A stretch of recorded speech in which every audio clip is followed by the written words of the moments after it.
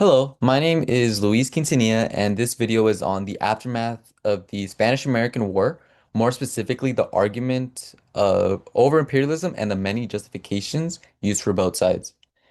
I began my essay by writing, following the Spanish-American War in 1898, the United States, US, furthered their claim as a global power, gaining control over territories such as the Philippines.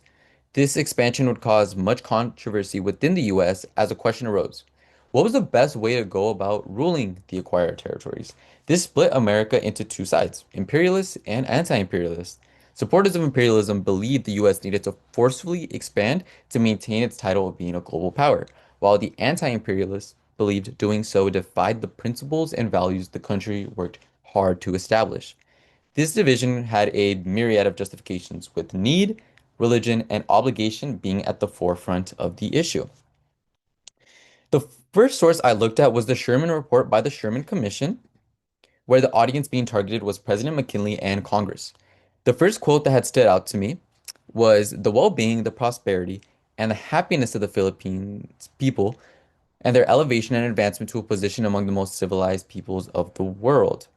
Out of the whole report, this quote stood out to me the most, as it showed the US painting expansion as mostly benefiting the Philippines natives instead of it being for selfish reasons. This is an idea that many anti-imperialists would attack, as everyone saw right through this idea.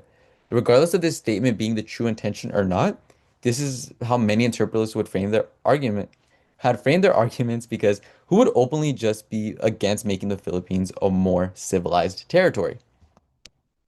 The next quote from the Sherman Commission that stood out to me was, "The supremacy of the United States must and will be enforced throughout every part of the archipelago, and those who resist it can accomplish no end other than their own ruin." This expresses the idea that one way or another, the United States was going to rule over the territory. There was no question or debate about it. The question lied on the idea of, will the Philippines natives be the ones to cooperate for their own benefit? This paints the idea that the natives were self-sabotaging themselves from becoming a better society, while the US was trying and always willing to cooperate. This was a common theme throughout the whole report, as the United States was painted as this hero, peacemaker entity that always wanted what was best for the Philippines, while the Philippines were barbarians that were only further hurting themselves.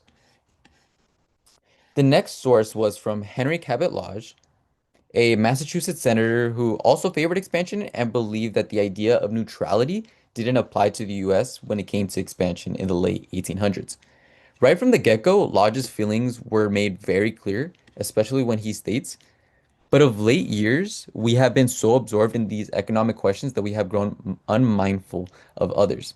To Lodge, the primary focus of the US had drifted away from expansion and focused on other things such as tariffs, weakening the potential that the US had towards expanding their economy.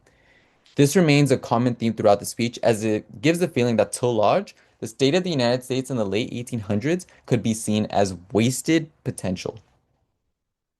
Another big point Lodge made had to do with established documents and their potential support or disdain for expansion. This can be seen when Lodge said, "Monroe Doctrine has no bearing on the extension of the United States, but simply holds that no European power shall establish itself in the Americas or interfere with American governments." One of the main points anti-imperialists made had to do with these documents refuting the imperialistic ideology. Many imperialists, including Lodge, would counter these arguments, saying that they were just being interpreted wrong.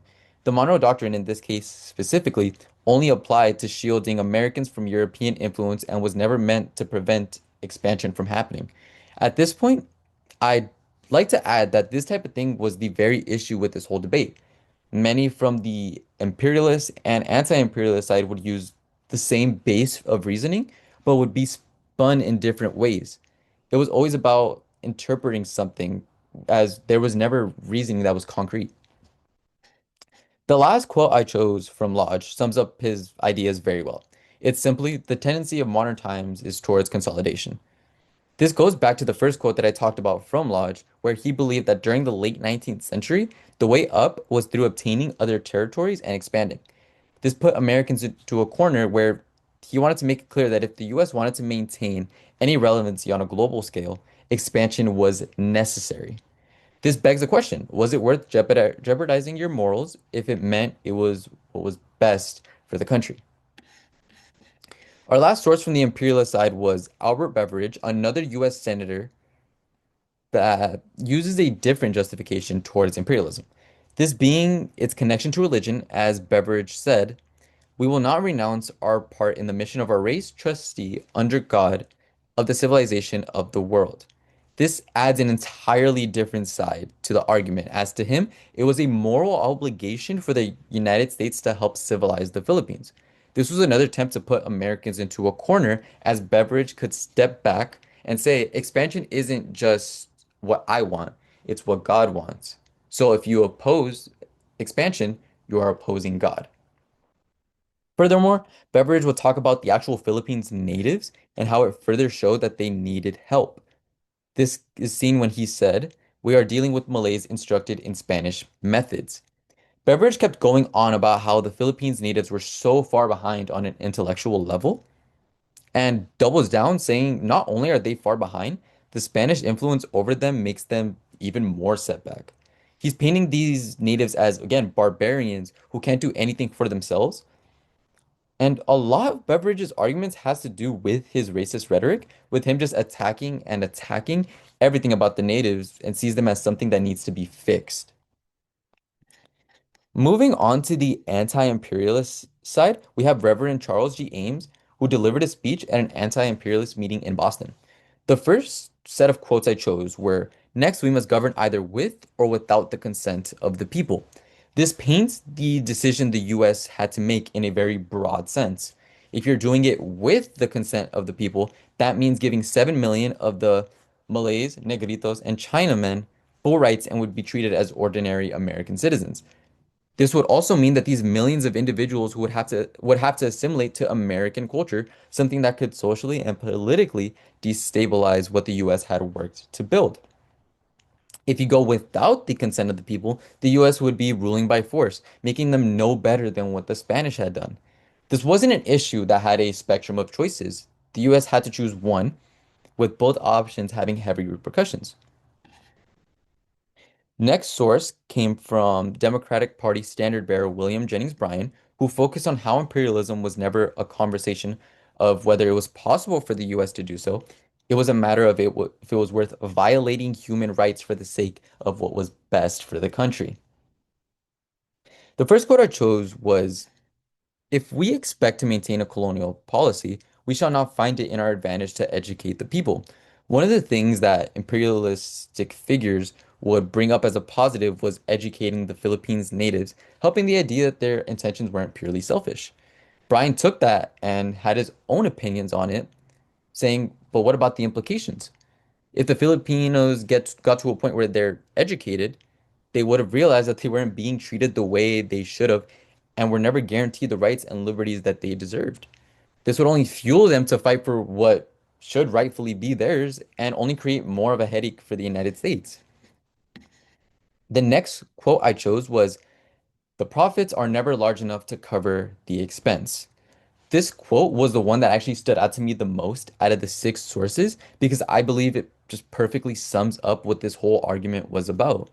It once again begs the question, is it worth jeopardizing morals if it means it's for the betterment of the country? I was originally going to title this essay, Late 19th Century United States, the debate over morality versus opportunity.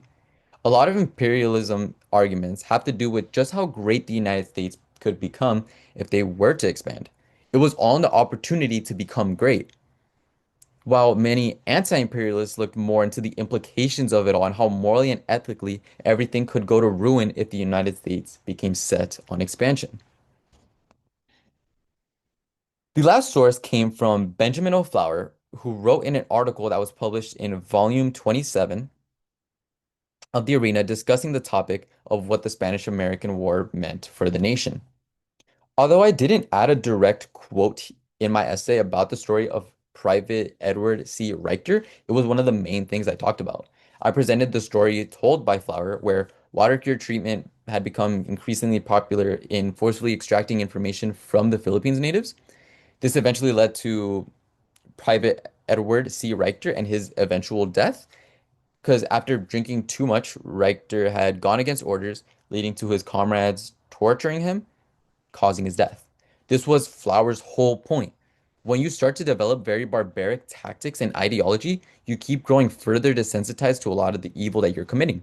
Many Americans might have said it was okay if it happened abroad, but how long until it happened on the homeland?